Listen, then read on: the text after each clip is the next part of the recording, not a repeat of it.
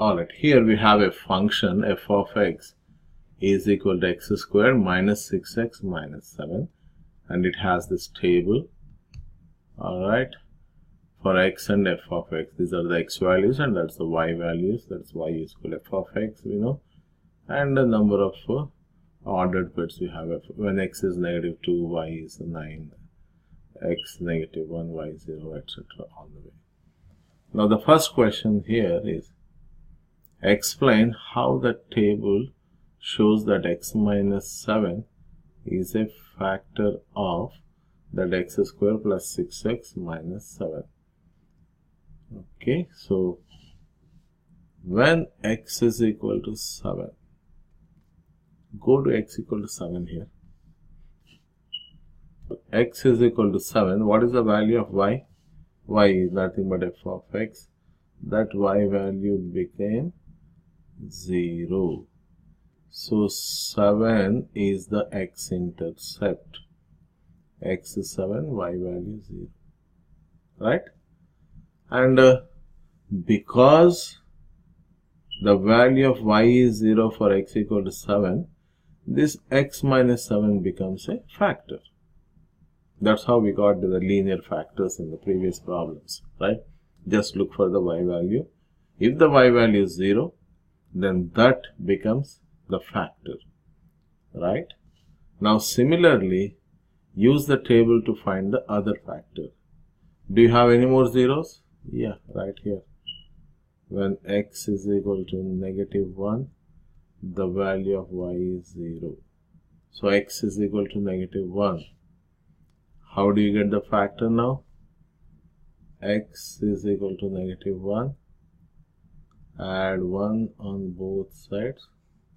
So it became x plus 1 is equal to 0. And this x plus 1 is the factor. I just did the opposite process for this finding the zeros.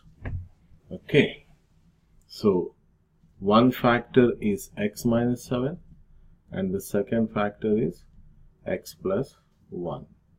Right? Both of them you got using the table this time. We didn't use our graphic calculator to draw the graph of this function. Right? Next, write the function in factored form. Okay, so f of x is equal to a times the value of a.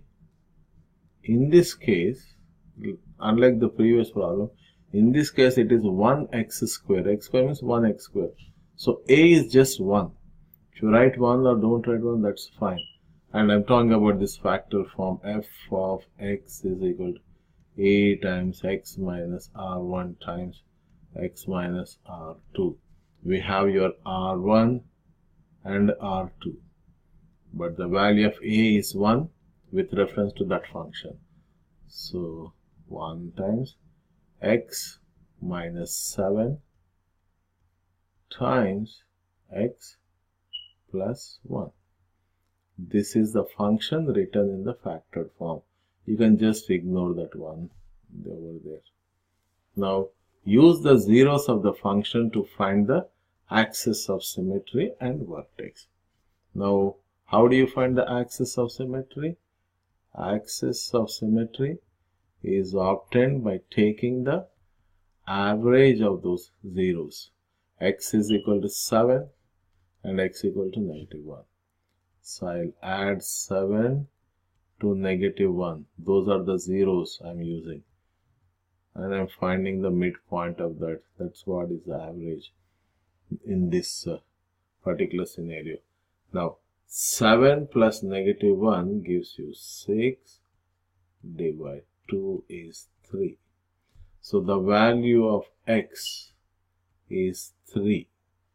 That is the axis of symmetry, AOS.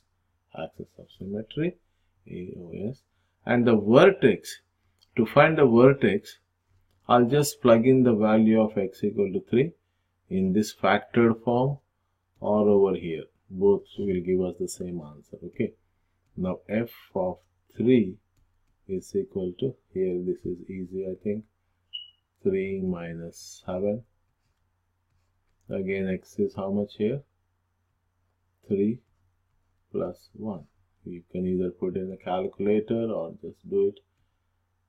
3 minus 7 is negative 4 times positive 4 gives you negative 16. Okay, that is the y coordinate of the vertex, right? So your vertex is going to be V, the vertex, how much? X value 3 and the y value negative 16. And go to the table and see. For 3, if you have negative 16, yeah, this is the vertex. And that is the reason for on either side of the vertex, you see, look for the y values when x is going down by 1. This is negative 15, there it's negative 15, 12 and 12, negative 7, negative 7, 0 and 0. That's how it will be equally spreading on either side of the vertex. Now, making use of this table, you can even draw the graph. Use your vertex, sketch the graph using all that information. Okay. So, what did we achieve in this problem? Actually, we made use of this function and the table to find, here in this case, you proved that x minus 1 is a factor. You got the second factor. Use the first and second factors to get the function, and after getting the function we found the axis of symmetry and the vertex.